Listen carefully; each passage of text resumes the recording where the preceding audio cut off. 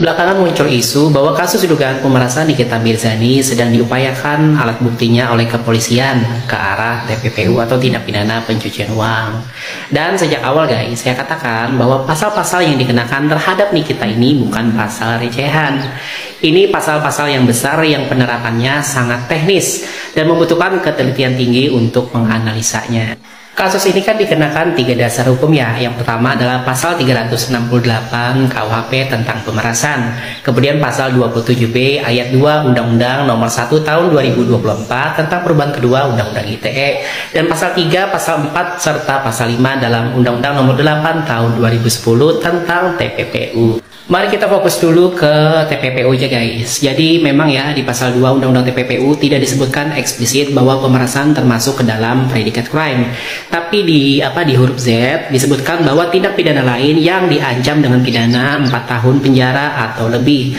Artinya menurut hemat saya guys, kalau pasal utamanya di kasus Nikita Mirzani adalah pasal 368 KUHP yang ancamannya 9 tahun penjara, maka ada potensi besar bahwa pemerasan bisa jadi tindak pidana asal dalam konteks TPPU. Nah, di pasal 3, 4, dan 5 Undang-Undang TPPU itu ada benang merahnya guys. Esensinya ada 2. Yang pertama adalah pelaku mengetahui atau patut diduga uang itu hasil tindak kejahatan. Kemudian ada niat menyamarkan atau menyembunyikan asal-usul uang tersebut. Menurut keterangan Polda dan informasi yang beredar guys, salah satu alat bukti adalah transfer dana ke perusahaan developer rumah. Dan rumah itu atas nama Nikita Mirzani sendiri. Pertanyaan krusialnya, kalau kita membeli rumah atas nama sendiri, apakah itu termasuk menyamarkan? Secara ilmiah, tindakan menyamarkan dalam TPPU umumnya melibatkan rekayasa. Yang pertama menggunakan nama orang lain, kemudian melalui pihak ketiga, atau transaksi berlapis-lapis atau layering. Jadi kalau rumah dibayar langsung atas nama pelaku, apalagi lewat developer resmi, unsur menyamarkan ini bisa diragukan ya menurut saya. Dan yang paling penting guys, untuk menjerat TPPU harus dibuktikan dulu bahwa uang tersebut berasal dari tindak pidana, yakni bahwa pemerasan itu benar-benar terjadi. Tanpa pembuktian di pasal 368 KUHP, unsur utama dalam TPPU menurut saya akan goyah. Jadi hati-hatilah menilai guys, TPPU itu berat guys, dan bukan soal asal terima uang terus beli properti, harus dibuktikan ada niat menyamarkan. Kalau kamu jadi penyidik atau hakim, menurut kalian cukup nggak sih bukti-buktinya? Tulis pendapat kalian di kolom komentar. Dear Time Foria, please belajar banget deh dari kasus Kode Biru dan Claremont. Honest review ala-ala, terus ujung-ujungnya pemerasan. Please juga belajar dari kasus owner-owner skincare yang honest review ala-ala oleh influencer belasan juta followersnya, tapi ujung-ujungnya apa? 4M-nya melayang. Ada dugaan pemerasan, pengancaman, dan dugaan tindak pencucian uang.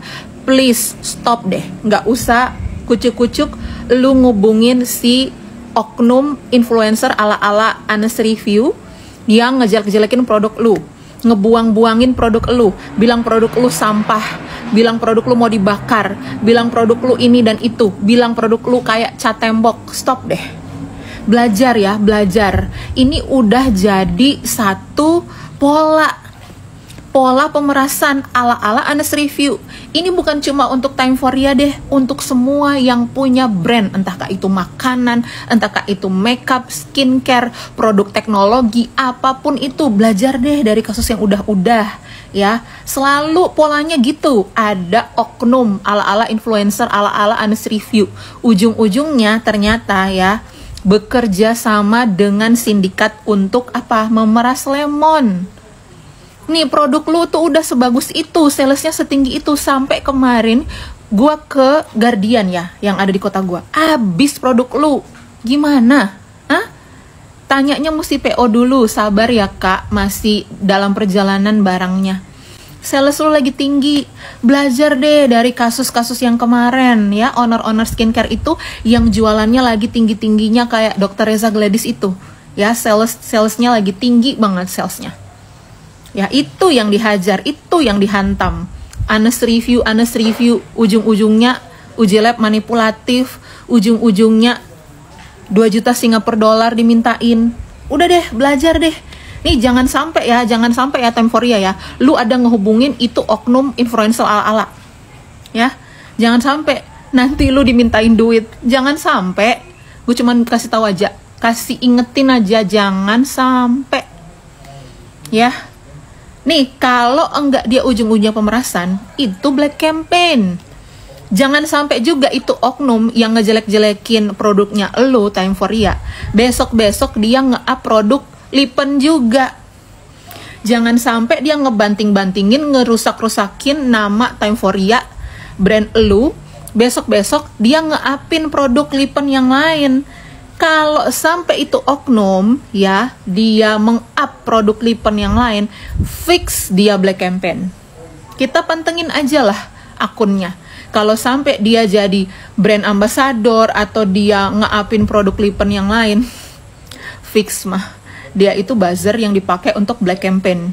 Produk lu dijatuhin, produk orang dinaikin. Itu sama polanya, persis sama yang kemarin-kemarin ya. Adalah yang nge-review Bika Ambon ya kan, dijatuhin lah Bika Ambon merek A, diangkat lah Bika Ambon merek B. Udah lagu lama, basi. Timeforya jangan kemakan ya. Juga owner-owner yang punya brand apapun itu jangan sampai kemakan pola sindikat pemerasan kayak gini. Aduh. Terkait dana 4 miliar itu gimana dokter, sedikit dong. Jadi pertamanya kan sekarang diplesetinnya penyuapan ya. Sedangkan tidak mungkin kita melakukan hal tersebut kalau misalkan tidak ada sebabnya. Hah? Tidak mungkin kita melakukan hal tersebut kalau tidak ada penyebab, ya berarti dia mengakui dia menyuap. Hah, gimana nih? Ya guys. Terkait dana 4 miliar itu gimana dokter, sedikit dong.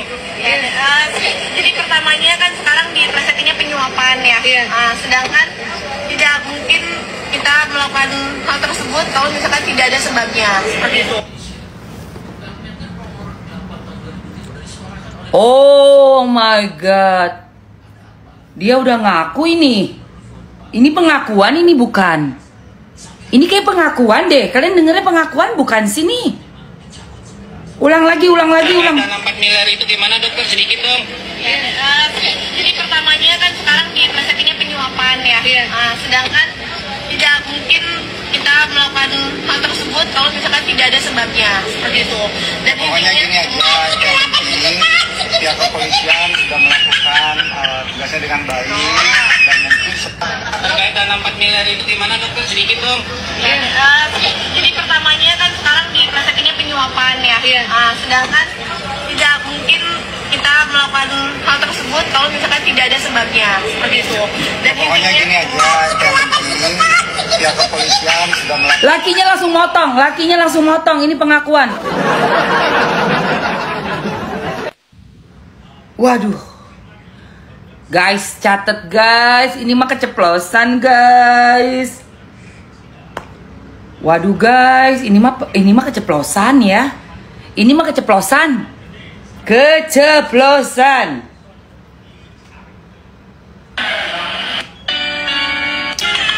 Aduh. Kenapa? Oh iya, benar guys. Benar. Tunggu. Ini aku cari. Ini mah beneran keceplosan ini dia. Oh, kamu ketahuan.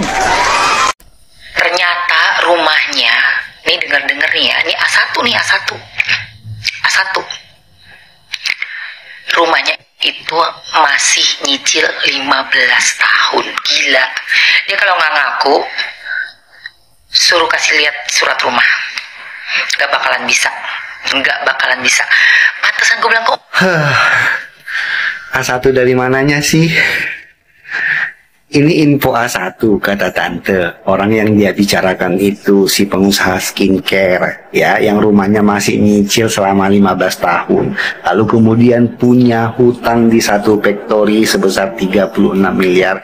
Tapi di sepanjang videonya tante tidak ada menyebutkan nama siapapun. Jadi bagaimana nih naluri orang yang waras bisa menilai apa yang disampaikan oleh tante itu adalah benar-benar info A1 terkait si pengusaha skincare itu? Tante aja masih takut-takut nih nyebut nama si pengusaha skincare itu yang punya utang 36 miliar dan rumahnya masih nyicil 15 tahun, masih takut nggak nyebut nama. Bagaimana bisa Tante menyebutkan bahwa informasi yang Tante sampaikan itu adalah informasi A1? Kalau tadi misalnya informasi yang Tante sampaikan itu A1, ya A1, beneran A1, Tante nggak akan sungkan-sungkan menyebutkan nama, ya. Kalaupun misalnya orang tersebut menuntut Tante, itu juga tidak akan bisa karena apa yang Tante sampaikan informasinya benar, valid, fakta, seperti itu.